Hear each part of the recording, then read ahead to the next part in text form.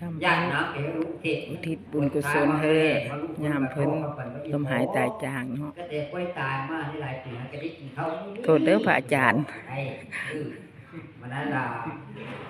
ไปที่มาของการแจกข้าวหาเพิ่นว่าเอาเอ็ดต่างกระด้างนี่มากแต่นั้นมากมันยังฮอดกินฮอดเพิ่นก็เพื่อรักษาสินห้าหรือว่าเป็นความดีทำความดีไว้เพิ่นยังได้ความสุขเพิ่นยังมีได้อย่างมีได้ไปเจอได้ท่องก่อนเพราะว่าท่านถวายจักรพรรดิเพิ่นโดยเพิ่นได้รับส่วนบุญแล้วก็เพิ่นก็จักเราไปพบเพิ่นแล้วเฮาก็ไปได้รู้จักแล้วไปสู่ภพภูมิที่มันดีพุ่นแล้วสวรรค์ชั้นฟ้านิพพานพุ่นแล้วรับเอาบุญกุศลแล้วก็ไว้คนตายมาที่สี่ก็ย่าเอาเข้าเอาน้ำไปต้มเลยมารักษาศีลห้าจะเริ่มเมตตาเป้าหน้าฟังพระพุทธเจ้ามันนั่นที่สี่ตายไปก็ได้ปุ๊บเพิ่นนี่แค่นั้นแหละเอาต่อไปจะได้กล้าความถวายเด้อนี่เด้อว่าตามเอากล้าเพิ่น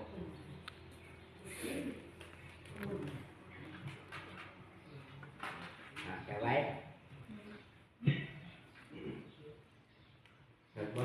หลับเด้อปุราม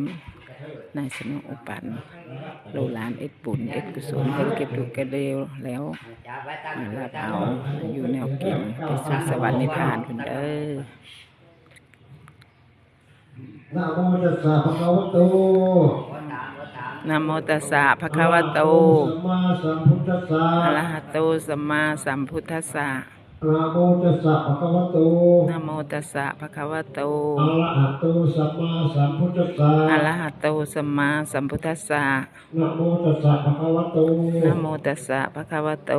อะระหะโตสัมมาสัมพุทธัสสะอะระหะโตสัมมาสัมพุทธัสสะสุทินังสุทินังวัตตมีทานังวัตตมีทานังอาสาวะขยาวะหังอาสาวะขยาวะหังนิพพานะปัจจโยโหตุนิพพานะปัจจโยโหตุอิ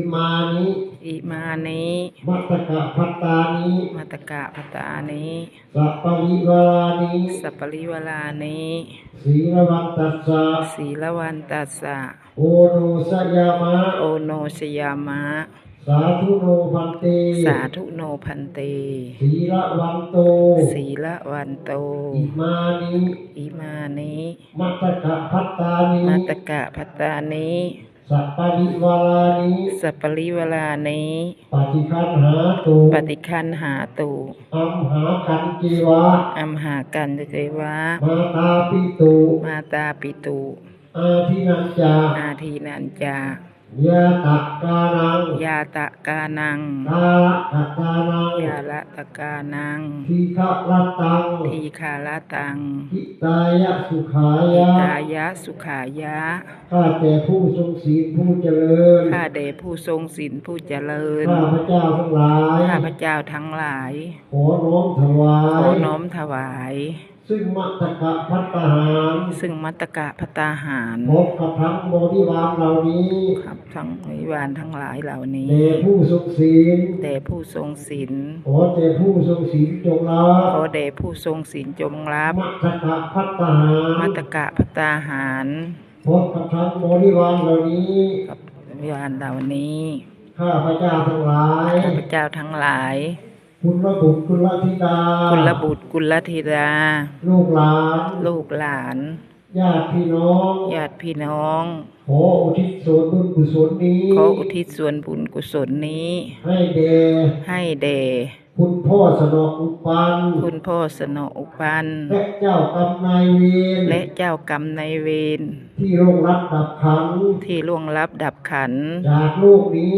จากโลกนี้ไปสู่ภพหน้าที่เอ่ยนามมานี้ถึงแม้จะอยู่ภพภูมิใดขอจงได้รับ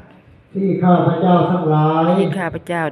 ายได้อุทิศไปหาถ้ารับแล้วขอให้มีความสุขถ้